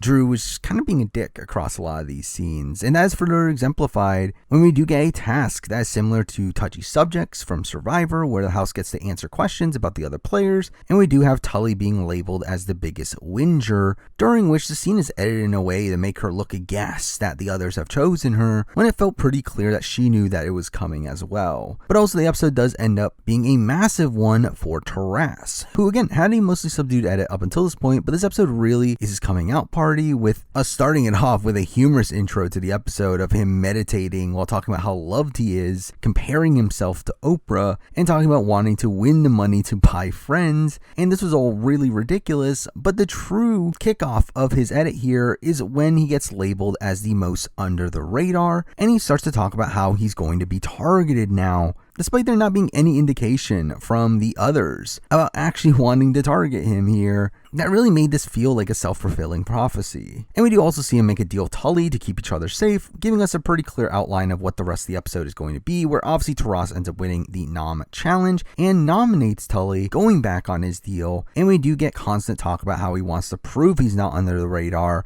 which is a storyline that gets pretty old pretty quick. But beyond that, we do also get a reward this episode of them getting a barbecue, where we get this really weird segment of Reggie talking about how much she loves sausages and this sensual music playing while she's eating them, and that felt out of place. But it does lead into the HOH vote, which ends up being an anonymous vote for really no reason. And JC anticlimactically wins it here, which plays into Taras's annoyances, with him being annoyed Tully didn't vote for him. And again, the challenge had no real suspense here. It was really obvious that Taras was going to win it. And he obviously makes the move to take out Tully, but doing it in a strange way, where he does nominate Drew and Johnson as pawns, but doesn't tell them beforehand that this is a consideration. That does earn him the ire of Johnson in particular in this episode, who does seem really incensed here. But as typical, it did seem like Tully had most of the OG votes, while Johnson had the backing of the newbies. But with Tim and Drew ending up as the swings here, we do obviously have Tully try to use her out-of-game relationships with them to keep her around, but they both end up being non-committal at first, and Drew really struggles with this decision, and to be honest, I was expecting this vote to find its way onto Drew somehow, but we never get the setup towards that, so at that point, it felt pretty clear that Tully was going home here. But along the way, we do get an interesting eviction ceremony, where we do see Tully calling out Taras for not having a spine or any balls, which was funny, and we do get Tim redoing his "did you get that Tully" moment, and we do end up seeing both Tim and Drew vote against her here, and I did like Tully on the return here. While I do find her to be an overly emotional figure, I did feel for her position on this season with her having to play with Drew again and her legacy being so attached to him, to the point where I really didn't like how she was edited here, again really making her look like this jealous ex, while the edit also just seemed to side with Drew in most situations. But again, I did find her to be someone that had clearly grown since her first appearance, and through that I always found her to be a more likable presence across the season than Drew, despite the edit trying to show you the other way around. Now let's jump into episode 21, which starts with Sonia calling Taras one of the most cunning players we had ever seen, which is certainly a choice to describe the events of the last episode. And considering the fallout that we see in this episode, it really makes it seem even more ridiculous, as we do see both Johnson and Drew still being upset at Taras over this move, and Drew in particular getting a lot of content here revolving around his newfound rivalry with Taras. And we do see Taras trying to repair the relationship, promising Drew that he won't go after him, which certainly doesn't age well. But here we do also get a dumb shopping task of them having to draw while being electrocuted, but it does lead to an even dumber segment of JC and Alicia doing the shopping, to which for some reason BB decides to make it so that they have to write the list down instead of the typical online order, and due to unclear quantities, BB ends up mocking them by giving them 10 slices of bread instead of 10 loaves. They give them a small packet of peanut butter instead of an entire jar, and also gives them a ridiculous amount of onions for some reason. All this felt very manufactured, but this all felt like set up to a JC boot to me, where obviously he can't be booted this round due to his HOH power, but I never found JC to be that likely of an endgamer due to his very minimal edit. Now for the noms, we do get the general consensus being Taras and Brenton being the easy targets here, but with so many votes going in different directions due to vote splits, we do see them come together along with JC to put their votes on Drew, giving them the most amount of votes for this round, which obviously involved Taras going back on his word to Drew here, but I did find this to be really fun to see them pull off this plurality vote here, though we do also see the newbies planning on split the votes on to Estelle, to which we do see Estelle play a bit more aggressively here as a way to counter that, putting together a similar plurality vote where we do see her pull in Reggie and Gabby to vote for Johnson, which to guarantee this plan goes through, we do ridiculously have Estelle locking Reggie in the laundry room so that she doesn't leak any information or get persuaded in a different direction, which does seem to work with no one realizing that she's gone until right before the vote. But this was still a pretty insane strat that it's funny that Reggie even agreed to go along with this, but obviously this does cause some drama in the next episode. Now the nom challenge ends up being another paired one where we do see Tim and Gabby win here, which did initially seem insignificant, though they do end up essentially becoming the kingmakers here, with Gabby not going through with the plan and instead purposely trying to create a tie, giving Tim and Gabby the power to break the tie, which I do feel like was a pretty bad move for Gabby here. To me, it was her playing way too cute, really just burning her relationships with Estelle and Reggie, with Reggie in particular getting content about being back on board, targeting her after this, and really all this was just to save Drew, which I'm getting credit to Drew for building such a strong bond with Gabby to where she's worsening her position in the hopes of trying to save him. But it did seem like a move that really wasn't worth doing considering the downsides of Drew obviously already going in, and we do get a three-way tie between Taras, Brenton, and Johnson, and they do end up saving Johnson as Drew would be safer against these two other options, though to be honest even that ends up being ineffective. But I did find it funny though how this instantly drops the Tim and Brenton alliance that was made just a couple episodes where Tim's just so willing to put Brenton up for elimination here. But again, in many ways I did find this to be one of the most interesting house noms of the season, with so many different plans going around despite there being such a limited number of players here. But then let's jump into episode 22, where obviously we get more of the Drew and Taras rivalry, where we see Drew confronting him about his unnecessary lie. So despite me coming into this episode actually expecting Brenton to be booted here, as I felt like this was a longer term storyline, this did make it clear that one of the two were going home here and the storyline was going to end here. And as expected, Brenton is the one to win the second chance comp here, leaving Drew and Taras on the block. But along the way, we do also get the fallout of Estelle's plan from the previous episode, where Estelle and Brenton finally pass a panic room task. It does lead to them getting a picnic, during which Estelle gets called out for being a hypocrite due to her having manipulated Reggie and locking her in a room to benefit her game, which, while I do agree that playing an honest game and preaching about an honest game just opens you up to be labeled as a hypocrite, I also feel like this confrontation just felt kind of ridiculous, where it did feel like they were more so upset at Estelle for the fact that Reggie was voting out Johnson than the fact that she was actually being hypocritical. And we're just kind of using that as an easy way to come after her. But back to the vote, it actually ends up being a really interesting one to me here, where I was fully expecting Drew to win this battle with Taras, with it seeming like he had some locked in votes here, with Tim and Gabby wanting him around. He obviously should have Alicia and Johnson, considering he's been shown to be close to them. Even Brenton, who we see to be closer to Taras, seemed to be conflicted over this decision. And we do have Tim and Drew do really effective work in flipping over Estelle and Reggie, where they decide to keep Drew around because he's the devil they know, while Taras is the devil they don't, which again, to me in social strategy games, I always felt like that was a dumb philosophy. But again, they seem to get the votes here to secure that Taras is going home. That is until we find out that Alicia has actually decided that now is the time to blindside Drew, and we do see her gather Johnson, Brenton, and JC in order to do so, and I never felt like this was actually going through for most of the episode, especially like when we get to the eviction ceremony, where Drew once again gives a decent campaign of talking about how he wants to be the pawn moving forward, and he's going to allow people to use him as a pawn, which did seem to have an impact, where Brenton in particular seemed to really buy this pitch, and Tim talks about how happy he is to see people campaigning using the game instead of using emotions as manipulation. And to me, this came off as Tim being on such a high horse here, where despite him talking about how other people are being on a high horse, considering the fact that he is talking about this in relation to Drew is someone that is probably the most prominent person on this season for using emotional manipulation, where in previous rounds, he blatantly gets through his emotional manipulation of Tully, and also Tim himself emotionally manipulated people along the way, where he literally saves Drew in week 1 by emotionally manipulating Lulu into voting his way. So again, to me, I felt like Tim was on a higher high horse than the people that he claims are on one. But then we get to the vote results, where it ends up being a 4v4 tie, with JC as the deciding vote, as the HOH, which at this point, obviously, it's clear that Drew is going home. And again, like, it felt like there was a very clear Drew versus JC rivalry across this season, that if it was more prominent on the show here, I do think this could have been a very interesting storyline for Drew's downfall here, but instead it just kind of ends up being in the background, and JC's vote here just kind of comes off as underwhelming. But again, we do lose Drew, who was obviously a massive presence across this season, with his showmance with Sam being a major storyline early on, though also an excruciating one. He also had his relationship with Tully, which was another annoying one across the season.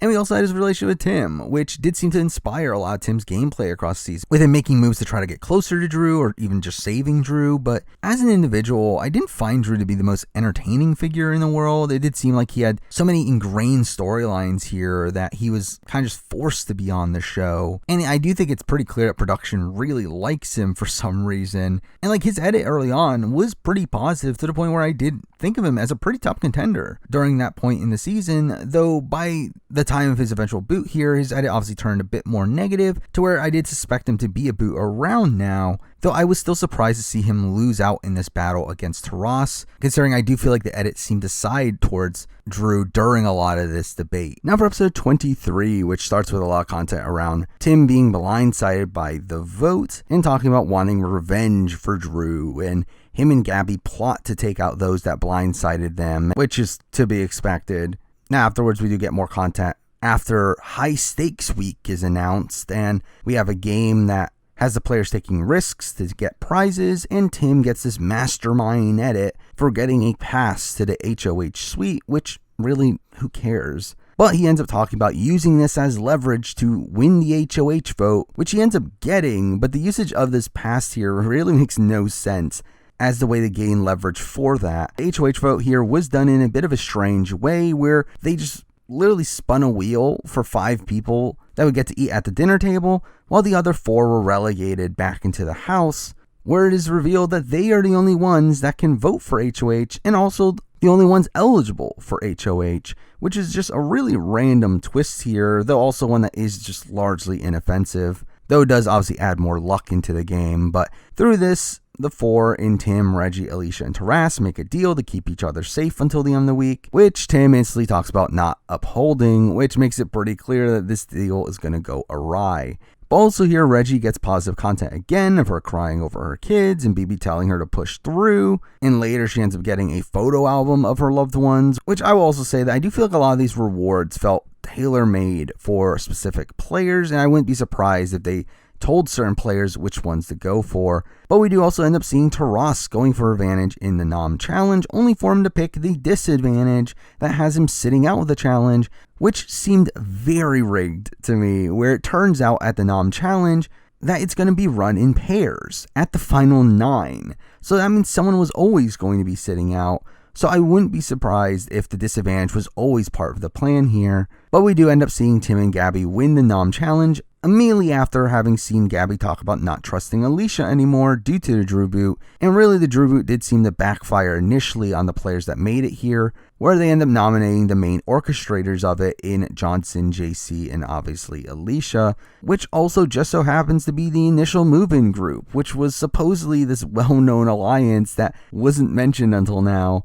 But I really feel like the vote here was pretty apparent, where they had this setup from the previous episodes of JC potentially being the boot, and it really just didn't feel like Alicia was any true danger here, and Johnson always felt like an endgamer to me, and we do even see Tim tell the group that he wants JC to go, and JC himself says at the eviction ceremony that he wants to be the one voted out to save his 2 friends, and again, there's really no doubt to me that he was the boot here, and he does go. And again, JC was extremely under-edited on this season, to where he did have the one episode relatively early on of a decent amount of personal content, and he won a challenge there, but beyond that, he really just gets purpled to a pretty humorous degree, where even in the week where he is the HOH and is the deciding vote to take out Drew, he doesn't get to talk about that decision or that power at any point across that week. Also, every single week, the HOH has had some sort of power. They basically just skimmed over JC's and never showed it, which I do find funny as well. And like even when he is shown on the show, he's shown in a negative light with players like Tim and Drew talking negatively about him. So I really don't know what he did to the producers to make him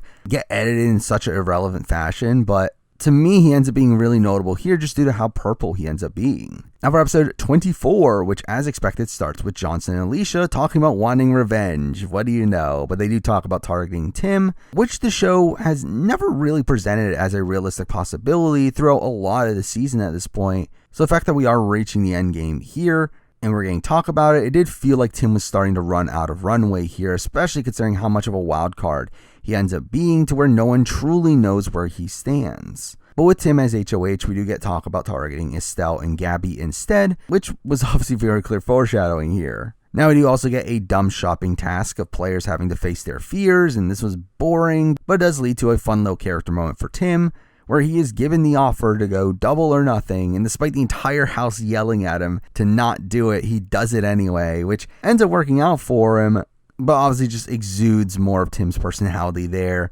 But then we find out that Tim's HOH power for the week will be determined by a wheel, which conveniently gives Tim the most powerful power on the wheel, which is to swap out a nominee, a similar power to what we had seen before, but one that does lead to the likes of Gabby and Estelle talking about how they're hoping Tim will end up saving them, which made it pretty apparent that he wasn't going to. And after another paired challenge, we do have Alicia and Taras winning, and through that, really limiting the field, with obviously 3 people being nominated, but only 5 people even being eligible to be nominated here. And with Tim's power as well, essentially 4 of the 5 people eligible here were going to be nominated at some point. And right away, it did seem clear that Gabby, Estelle, and Johnson were going up, but bizarrely, we have Johnson creating this master plan to throw himself in for some reason. I mean, to me, this is just bizarre that he is propping up this as a big move when the votes were already there to nominate him anyway. So I do find it funny that he's getting so much credit for this, though when it comes down to Tim's decision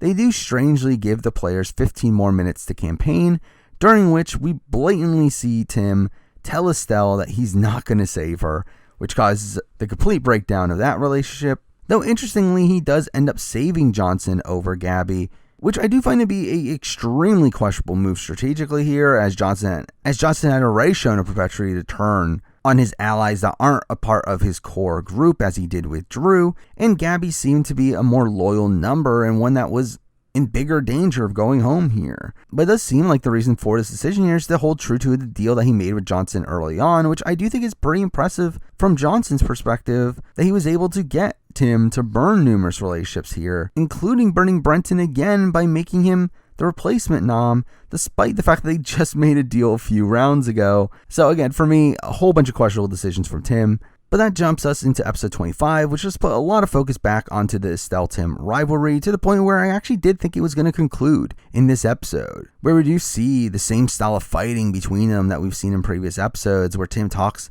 as if he's the victim in this situation. After another dumb panic room sequence that they obviously lose, the punishment is for 4 players to be tied to a truth poll, where the other players can ask them questions and they're forced to tell the truth. And this was all pretty dumb, but it does lead to everyone asking Tim questions, which he ends up using every opportunity here to take shots at Estelle and the original OG Alliance, saying that he's okay being at the end against anybody but Estelle, and talks about the OG Alliance not being a sustainable long-term strategy. But we do obviously see Tim targeting Estelle, with him telling Brenton that he picked him so that he can beat Estelle in the challenge, and I fully thought that was what was going to happen here. Though instantly we do see Brenton trying to make a deal with Estelle, which he turns down all of them, but this clearly meant that Brenton was struggling here, and he does end up dropping, giving Estelle the win, now leaving the vote between Brenton and Gabby, with Gabby clearly being set up for the fall based on the previous episodes. And we do end up seeing Alicia promise her that she's going to be safe, which she obviously doesn't go through with.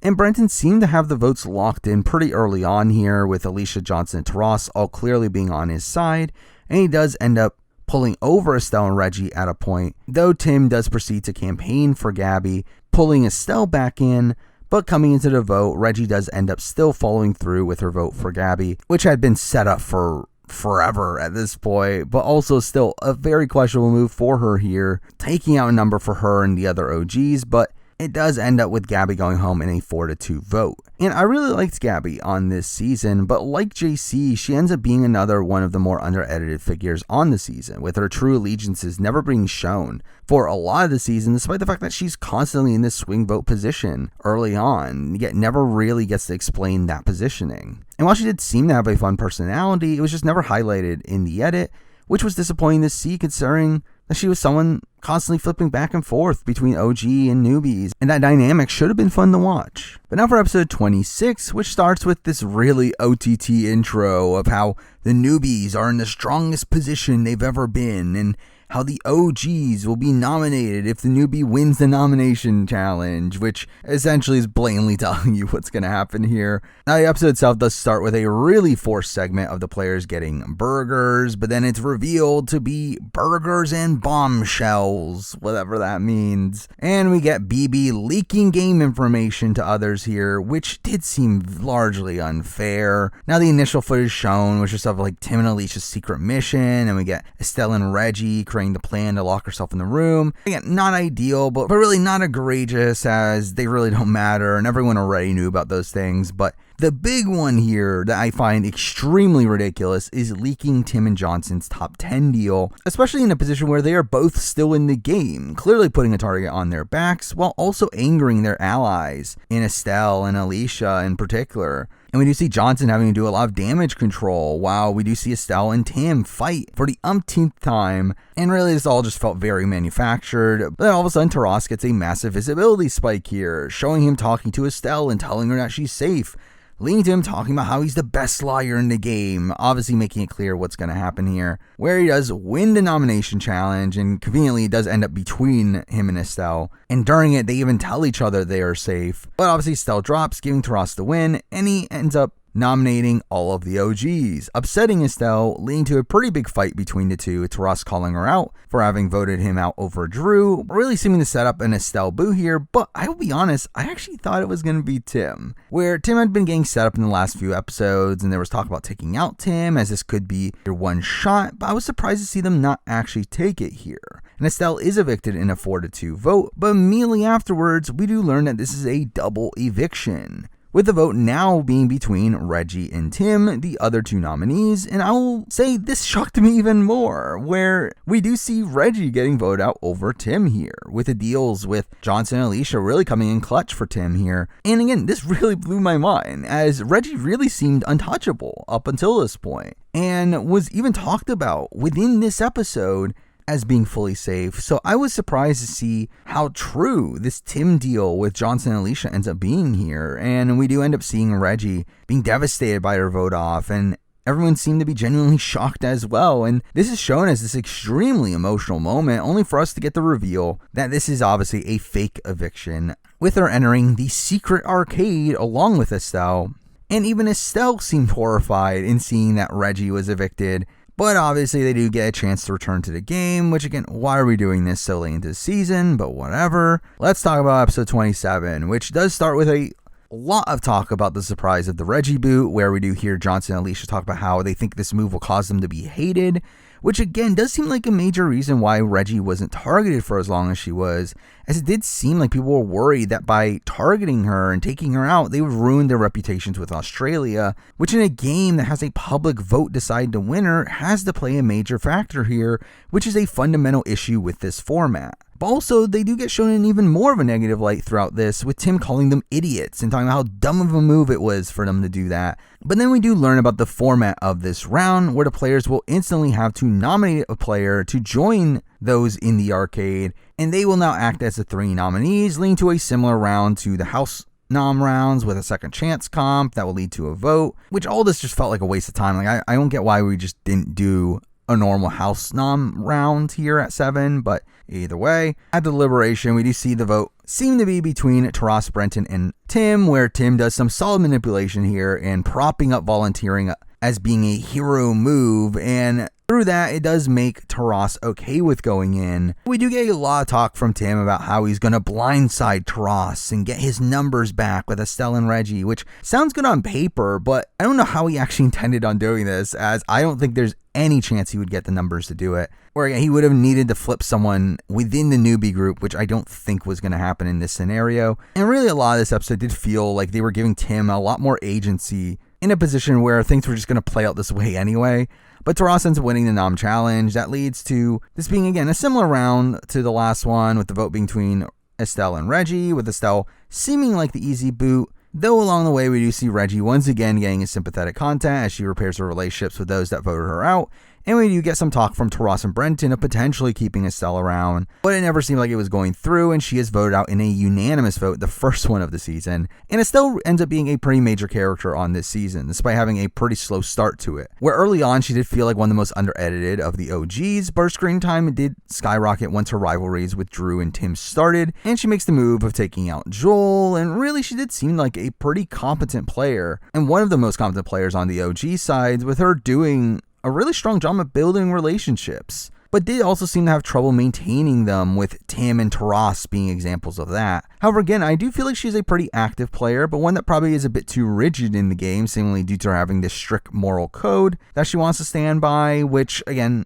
can be frustrating at points, but I did like seeing her play from this underdog position, which is really comprised of like the back half of her game. But now let's jump into episode 28, which was an episode that largely revolved around this Tim and Taras rivalry, with the next time on from the previous episode setting it up as the mastermind versus the geek, which was a very unsettling way of them betraying Taras there. But again, this storyline felt very repetitive, and what do you know, Taras wins the nom challenge, leading to the rest of the episode being Tim's last stand, where most of this episode does revolve around his campaigning. We do see him re-solidify his deal with Reggie, to where he seemed to legitimately want to go to the end with her, which seemed like a questionable move, but he for sure needed her as a number and couldn't get rid of her at this point anyway, so again, doesn't really matter. But we do see Tim's campaign of him trying to make deals with the other newbies, trying to get them to be the third in his alliance with Reggie, and telling them that they want to go to the end with him and Reggie because a winner is not going to win again, which seems idiotic, as obviously this is a season with a public vote, and I can assure you the public does not care if you are a former winner or not. And also he claims that no one has ever won Big Brother twice in the entire world, and I can also assure you that is also an incorrect fact. But really, it's never felt like something that was actually going to work, though we do actually see Brenton kind of buy into it, and he is extremely emotional when he does eventually vote Tim out, which is kind of ridiculous, as when he's making the move, he's talking about it as if this is the emotional move, that he's taking Tim out because he can't break his friendship with Johnson, which does seem kind of ironic, as obviously I do think this betters his position to win at the end of the day. But considering how Tim focused this episode was, and how his downfall had been set up over the last few episodes, and him also getting personal content right before the eviction room here, it felt pretty clear this was the end of his run. And while he does have Reggie on his side, the others do end up voting him out here, leading to a 3-2 vote. And with that, let's talk about Tim, who is still an all-time great character for Big Brother. Tim is someone that is naturally entertaining.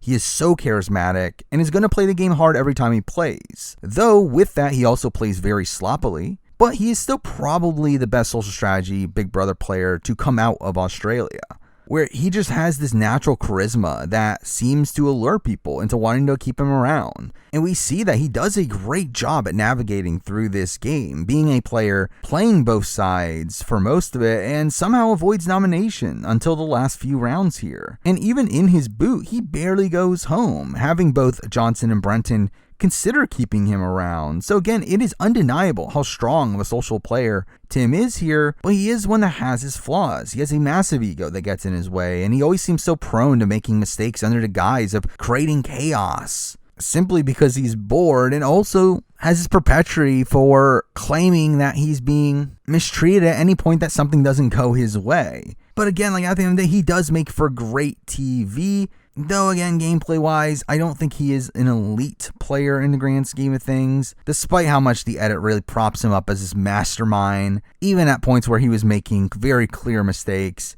To the point where those sequences really came off as ridiculous to me, but he was still the star of the season. I do feel like this season would have been pretty dull without him. Now for episode 29, which starts with this massive eulogy for Tim. That was really over the top, but obviously transitions into talking about Reggie being the last OG remaining and her getting positive content there. But the fact that she is the last OG at this point really just shows you how much the OGs rumbled around themselves here, where they were able to get 4 newbies out at the beginning, but looking at the last 11 boots, all but 2 of them were either OGs or newbies that were aligned with the OGs, with the likes of Drew and Tim working against the OGs there, really dooming them to the point where somehow the newbies were able to get back the majority here. But after this, we do get a lot of talk from Taras about him being this challenge beast, and he talks about how he slayed the dragon in Tim, to which Johnson dubs him the Dragon Slayer, which was really funny to see, though. It wouldn't surprise me if Johnson was a Survivor fan and knew that reference. But then we do learn about the format of this round, which is similar to what we had last season, where at the final 5 here, we are going to have 2 challenges, with each challenge winner nominating 1 person, and then we vote between those 2 players, which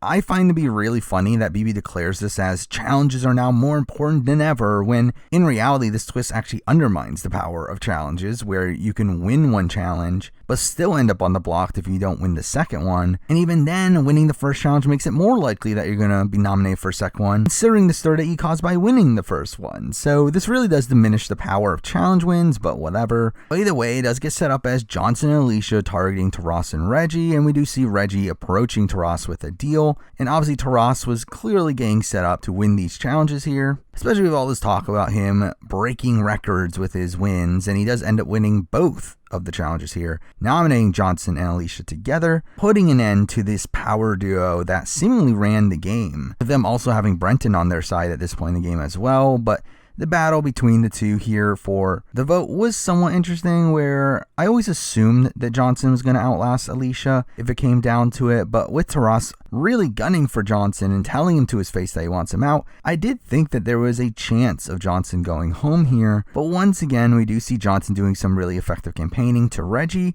and her seeming to change her mind and talk about maybe having to blindside Taras in the process, which is debatably Reggie's best move of the entire season. I mean, I do think this is a move that almost guarantees her getting to the end here, where Johnson is someone that is way more likely to take her to the end than Alicia, especially due to his rivalry with Taras, though at the same time, it does open up the possibility of Taras not wanting to take her to the end due to being bitter to the fact that she went against his plan. We do see him being really upset when the vote is revealed and confronting Reggie over it, but again, either way, it was pretty clear that Johnson was going to be staying at that point, and we do get a 2-1 vote out of this. But through that, we do lose Alicia, who I did find to be a largely likable presence across this season, being this pretty savvy, strategic player that her and Johnson really seem to be running the newbie side of things for most of the game, and the fact that they were able to flip the power structure on the OGs was really impressive here. Now, technically, she was voted out along the way, which isn't great, but I do still find her to be one of the better players on this season, and one that I do think it would have been interesting to see how she fared if Taras didn't end up winning out here,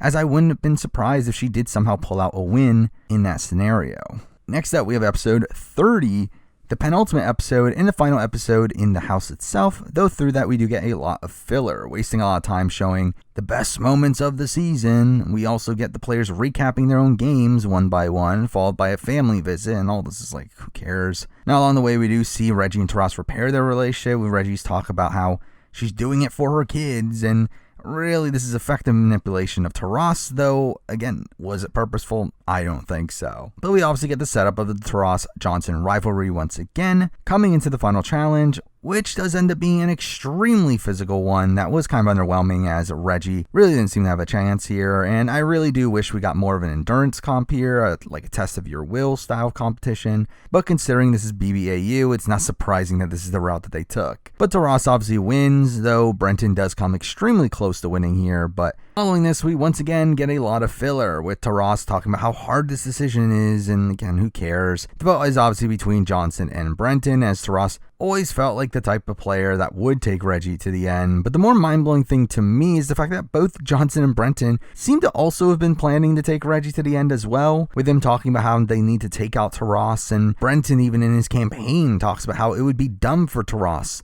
to vote out Reggie, as it would take away the support of the OGs, which makes no sense. Like, I really don't get how these people don't understand the concept of a public vote. And the public doesn't care what the OGs think. They're going to vote on who they like the most. And especially for a country like Australia, there's no way they aren't giving the vote to Reggie. Yet it seems like no one in the house understands this, but here Johnson seems like the easy target off the bat. But again, I do feel like he does some solid work here in sucking up to Taras and telling him to vote from his heart, which all seems see-through from my point of view, but Taras seems to really buy into it, and Taras does end up voting out Brenton here, who wasn't a surprise to see go home here considering the lack of content in comparison to the other two, but we do get some pretty big reactions from this where everyone seemed to be shocked here. But the episode does end with the final celebration and the players one by one leaving the house, which was largely awkward and felt very anticlimactic, though obviously this leads up to the public vote. But before that, let's talk about Brenton, who was obviously an intruder, and considering he was, I do think he does a decent job at integrating himself into the house to where he seemed to become the third in the Alicia-Johnson pairing after the JC boot, and did seem to have pretty good odds of making it to the end here if Taras didn't win out. That being said, I don't think he was ever winning, considering his lack of content, particularly towards the back of his run here, where there was a point early on where I did feel like they were giving him unnecessary content. I didn't think he could potentially do very well, but at this point, considering that content really diminishing, I think he was probably doomed either way. But then let's jump into episode 31, the finale, which follows the same format as the last few seasons, with this being a reunion show with the winner reveal at the end. Though something that is different here is that the scale of this event did feel very reminiscent to what you would expect from older seasons, with us having a massive swarm of people in the audience, unlike the smaller affairs that recent seasons had to be, obviously due to COVID. But it was nice to see this massive venue return, though the reunion itself ends up being as awkward as ever, especially with a lot of talk around the Drew, Sam, Tully love triangle, and we get this like really interaction with Josh, where he implies that him and Sam were brought in intentionally, and this definitely felt like something the producers didn't really want to make air. And we do also have the clear favoritism of Reggie having her interview segment first, giving her a boost in the votes, though realistically, I mean, she didn't need it. And we do get to the winner reveal where, what do you know? Reggie wins. Definitely not a predictable outcome that I've been calling since week 2, but it is an outcome that I am mostly conflicted on. I mean, if this was BBUS or BBCAN, I would be considering this a travesty to see Reggie win this season, considering I don't feel like she played the game well. But on BBAU, first off, I mean, who cares? But also, Reggie is just a really likable presence. I fully understand why the public voted for her, and her being the first 2-time winner for Australia and the first female winner in 13 years. I mean, those are satisfying aspects of this outcome, an outcome that might be the end of BBAU for a while, considering ratings were on the lower side of things. And by now, we typically would have had confirmation of another one coming. And at the time of this recording, don't have confirmation of another one coming. And again, for the show, The Crown, its first 2-time winner, I do feel like it's a good way for the show to go out here. But with that, let's wrap up the video by talking about the finalists here, starting off with Johnson, who was obviously presented as this massive super fan, and through that got a lot of sympathetic content over how this was his dream, and that seemed to be a benefit to his game here, though I do think it led to some entitlement from his point of view, where he did seem to be insulted anytime anyone would try to make a move against him, but I do feel like he played the social strategy aspects of this game the best. I mean, it is really impressive to me how he was able to navigate the game here, where despite him having this sympathetic background that would probably do decently well in a public vote if he wasn't against the OGs, and him being a pretty domineering figure, I mean, the players in the house seemed to adore him, and it wasn't until the end game that he was in any serious danger, where he was consistently nominated due to him being a big player, but the votes were never there to actually get rid of him, where he somehow got him to work completely against his best interests and essentially siding with him over the OGs. He also played a factor in flipping over Drew. He seemed to be a major factor in keeping Brenton in line. He ends up running this endgame with Alicia, and again, if it had not been for Taras winning out here, Johnson probably gets to the end where it's between him and Alicia for who wins the season. So I do feel like Johnson played a mostly optimal social strategy game here, but again, Taras winning out and this overall perception of Reggie seemed to be holding him back here. Next up, we do have Taras, who again, I really liked off the bat with him seeming like a fun character, but one that was mostly neglected from the edit until around the halfway point in the season, where he really starts to win challenges and seems to be targeted, which is where his social strategy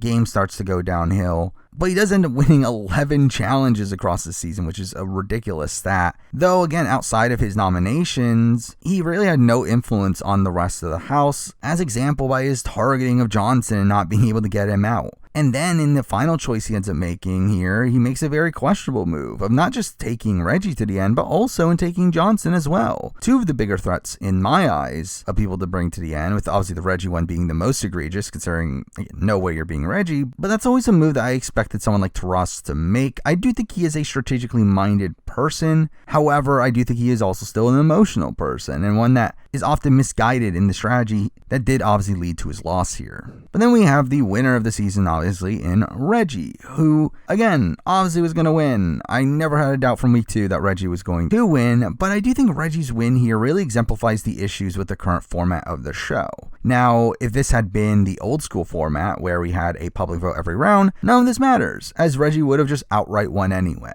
But in this modern format that starts with a social strategy game, but ends with a public vote, it stops the game from fully embracing the social strategy elements of the game, as now the other players are worried about how voting her out will affect their reception by the public. Something that is almost entirely not in the player's hands, where obviously just implicit biases are there that are going to factor who would win a public vote, but then also just the editing and whether or not the producers like you can greatly factor that as well. But it seems here a major aspect of Reggie's game is the fact of this perception of her, this perception that she is a previous former winner, and that is also now starting to go blind, and also has a son with an illness, and is also just a fun and likable presence. And to be voting out that person was perceived to be a bad look to the rest of the country. And through that, obviously, no one ends up targeting Reggie due to the worry of how they're going to look when doing so. Again, like, she is a player that probably wins a public vote in Australia every single time she plays, which you would think would make her a target in this game, but instead it ends up protecting her, despite nothing that she is actively doing herself, kind of nullifying the social strategy elements of the game in this season, with so many people being under that mindset of how voting out Reggie is going to change their perception. Mind you, I will say that I do think that is a idea perpetuated by Tim. We do see Tim bringing up that idea quite a bit in his campaigning, But again, nothing that Reggie herself was actually doing. Now, when we're talking about Reggie's actual game, again, to me, she did seem to be very aloof throughout a lot of the game. Now, obviously, there are points where she is putting plans together, but to me, none of those plans were actually good for her game, where she ends up constantly targeting people who are on her side and just ends up stumbling her way to the end here, where she was the obvious winner in any public vote scenario. But again, it really just exemplifies the dichotomy between these two different aspects of the game's format, where through a lot of players not being able to truly play their social strategy games due to the worry about the public vote, it does cause Reggie, this biggest threat in the public vote, to end up squeaking by to where she ends up winning the public vote. So again, very strange win in my eyes, but one that does seem pretty in line for BBAU. But there we go. I mean, that is the entire season of BBAU 2022, which is a season that, as a whole, is around where I would put BBAU 2021, but slightly better in my eyes, with most of that stemming from the OG versus newbie format here, working out pretty much as well as you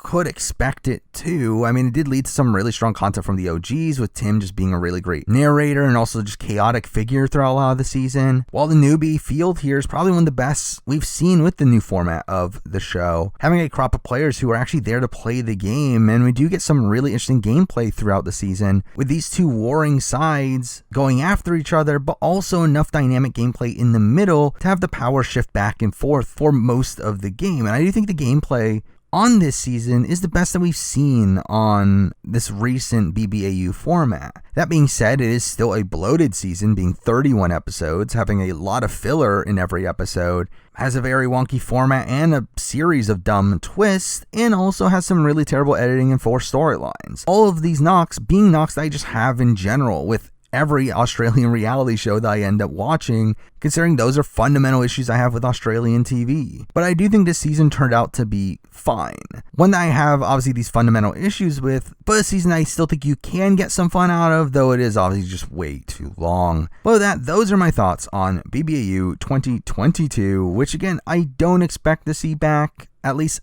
not right away. I'm considering the cancellation of VIP and no confirmation of another season at the time of this recording. This might be my last BBAU review, and to be honest, even if it does end up coming back, I don't really know if I'll continue covering the show, considering how much of a commitment it ends up being and how much I'm just kind of ambivalent to the show as a whole. But realistically, despite me having said this in the past about numerous other shows, I end up still covering the show moving forward, so who knows, maybe I'll be back. But beyond that, right now we do have a lot going on. We obviously have Survivor SA being on more than once a week, which thank God BBAU ended when it did, or else those two would be overlapping. But we also have BB24, Challenge USA, so again, the shows never end, but stay tuned for content on those at some point, and the same type of content you can expect from the channel moving forward. But for now, that is the video. Thank you for watching.